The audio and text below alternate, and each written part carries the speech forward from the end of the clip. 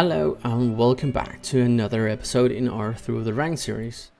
Once more out in the surprise, hunting for frigates.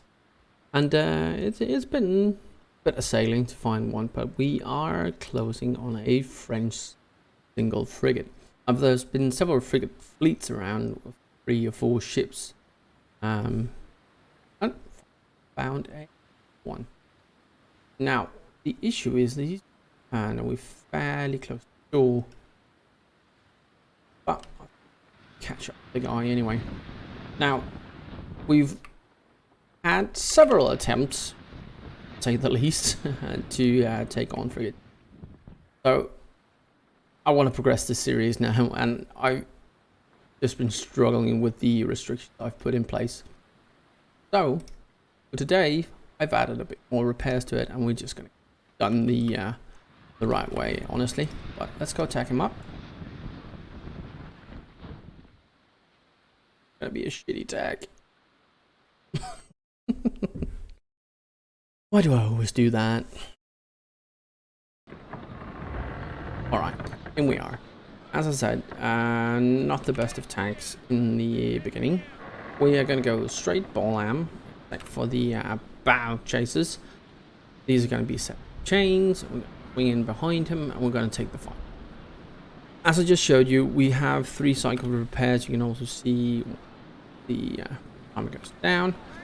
That I do have a few rounds of I got 3 rounds of hull repairs, 1 for rig and a bit of rum with me. So I want to finish this for once. I don't want to be fumbling around in the surprise anymore. So I've allowed myself a bit more freedom.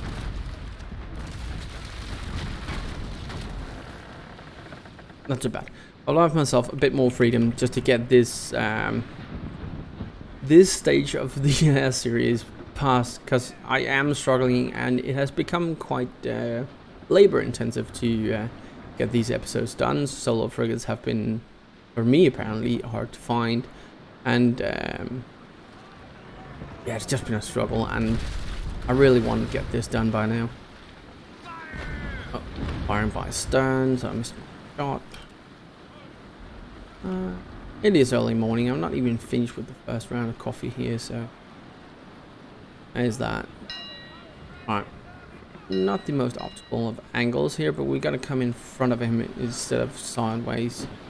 He is slowly turning, caught in the wind. Instead of moving straight into, I'm gonna allow myself a worse shot than could have gotten. Still doing a bit of damage, avoiding his broadside, taking off a bit of crew. I'm slowly gonna come around while he turns. It's gonna allow me to reload while he focuses. And now we're gonna start focusing on his starboard side here. Keep the turn up. As long as I can position myself out of his firing arc, gives me a bit more time to get the reload done.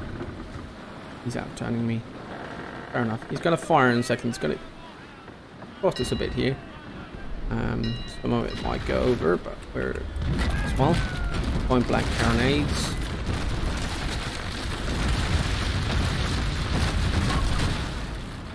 We go, and we're gonna angle away here.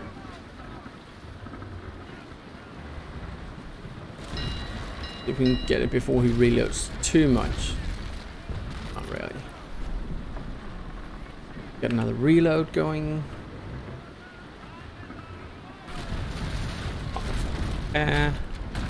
Stable the other guns.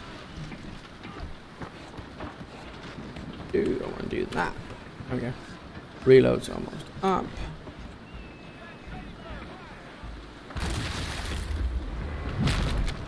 He's firing piecemeal right now, so that's good. Instead of complete broadside, so we're not taking as much damage from one go.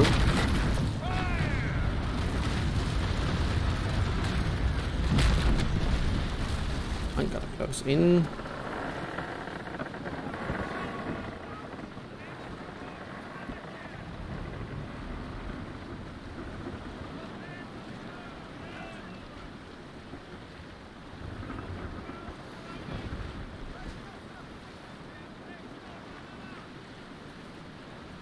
I don't get what he's doing right now, but he's going to get himself caught in the wind. I'm going to slow ourselves down.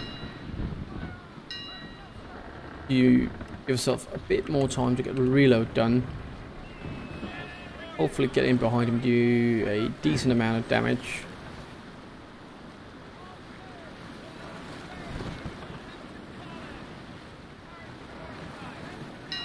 Backing up quickly.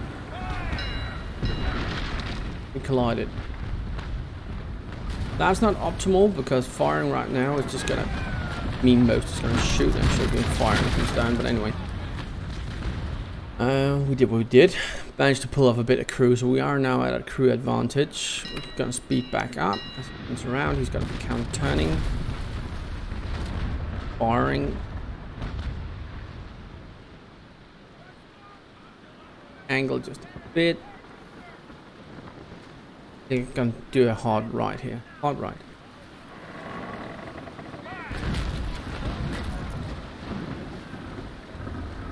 Get that reloaded. Repair still going up, but we do have a full broadside here, so we fire that. And then we kind of come back the other way around again. Coming out.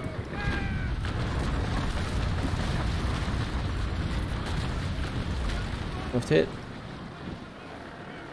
Alright, repairs up. We are ahead for once.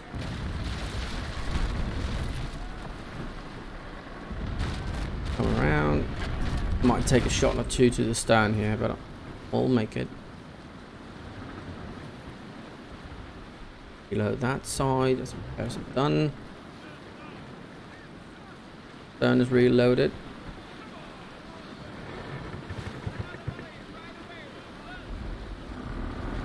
Be a long range carro shot here, but we can hit most of it. And go the other way again. Give him the stern shot and then close the range a bit. We're getting a bit out there compared to us using actual arrows here. Alright, 3 out of 4 and just a flowing shot, not too bad.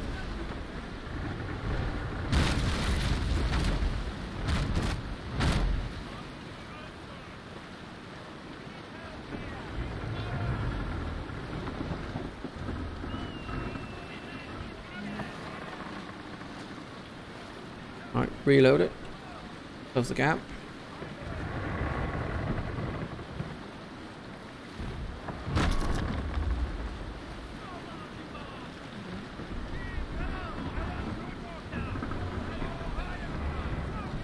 With the wind here, we do have to maneuver somewhat. We can't just force a boarding in a proper position now. We have to maneuver around and get him out of the wind lock first before we initiate a boarding. We do have the number superiority, and his starboard side is completely hammered, so we do have an option to go in on that side and actually do some damage with our grip shots. Well, we're gonna come in here, depower. Give him a broadside. Remove the last of his side armor. Then we're going to come around. Maybe give him a single more. The other side of larboard guns. Now it's time to get in and press that boarding. And I'm fumbling. Never mind. Gun guns. Hits. Around.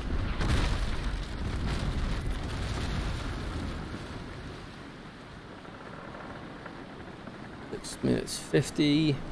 We need another repair. We can always run a bit. We will outrun him. We're going to close at an angle here just to mitigate whatever damage he's going to throw our way, and we're going to slowly try and force him back into the wind here.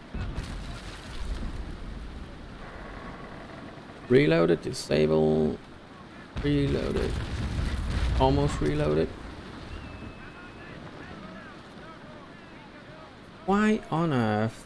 We got chains loaded. I meant to load great shot.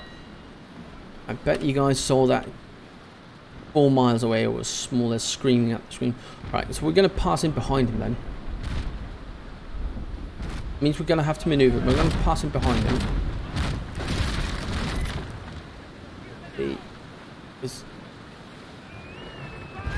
doing whatever we can. Probably not much. Absolutely nothing. Alright, we're going to swing back in behind him. We'll be able to outturn him. Get back on his starboard side. Taking a bit of damage there, but it's good. Back on his starboard side and start hammering him grape shot again. Got the boarding preparations, might as well.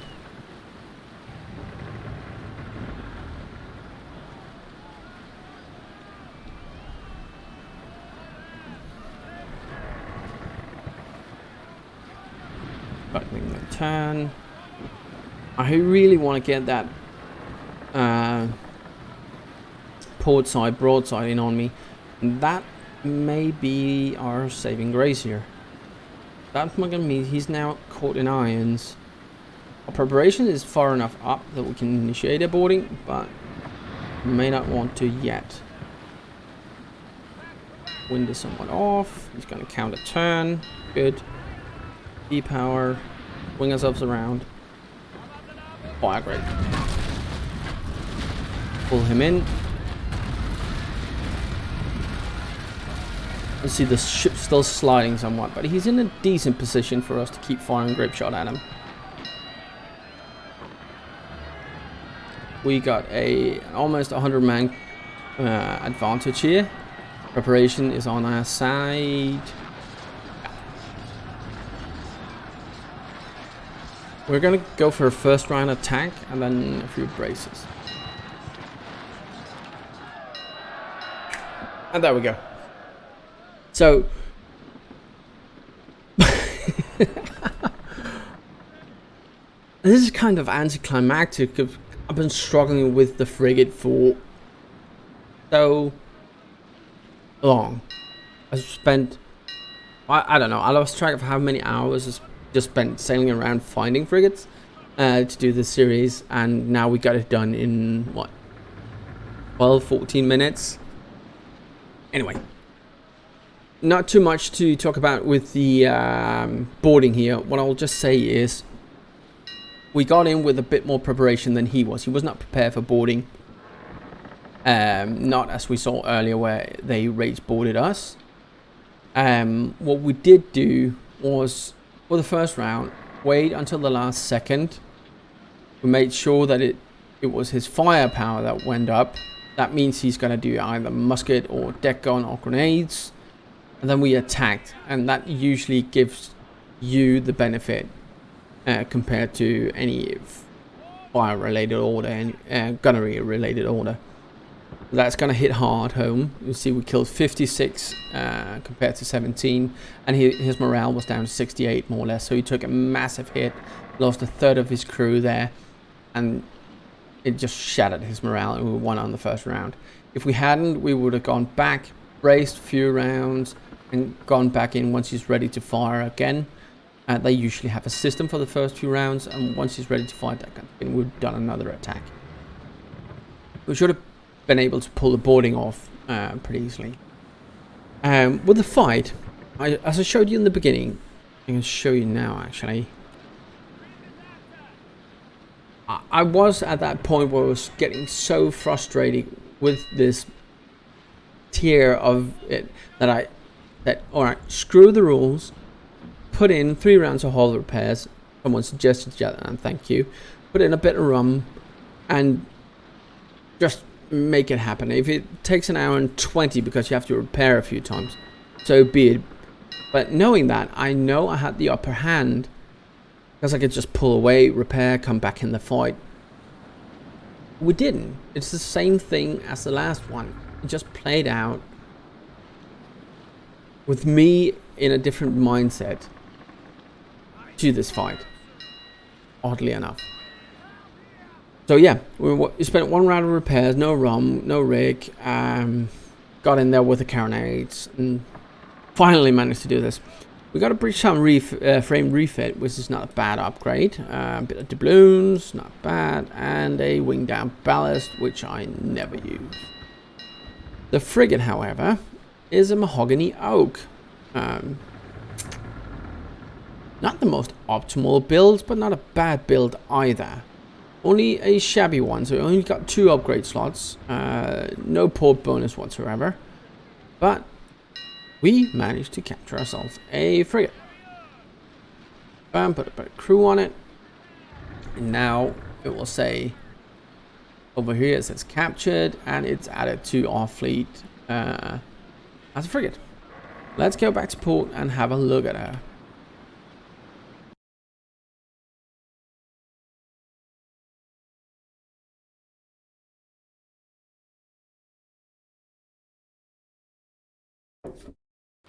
Now we have moved away from Fort Buy somewhat. Notice that we got pure XP, no money. We captured her, and it's not the biggest amount of XP. But I'm short out of Christensen, so I'm gonna move myself back to port, and we'll take a look at the frigate and what we're gonna do with her once we get there. See you in a second.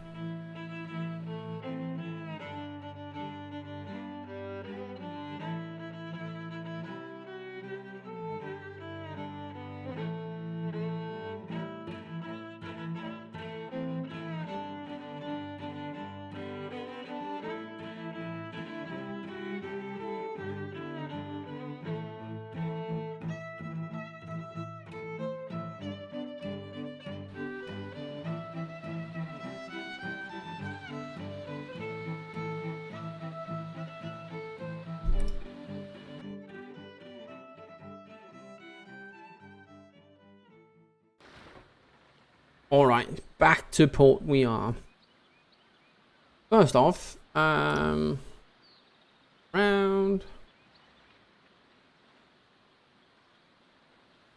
Actually, hold on. Sent to warehouse, sent to warehouse, sent to warehouse. Like. And let's go in there and have a look at these ships side by side. Now, this was the surprise we just took out. And this is the frigate that we just captured. So, hold on, let me just move this around. As I said, coffee. Right.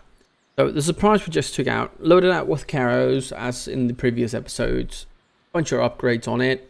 Put a book on it just to get bit more oomph in the melee section. As I said, I got frustrated. I wanted this step done.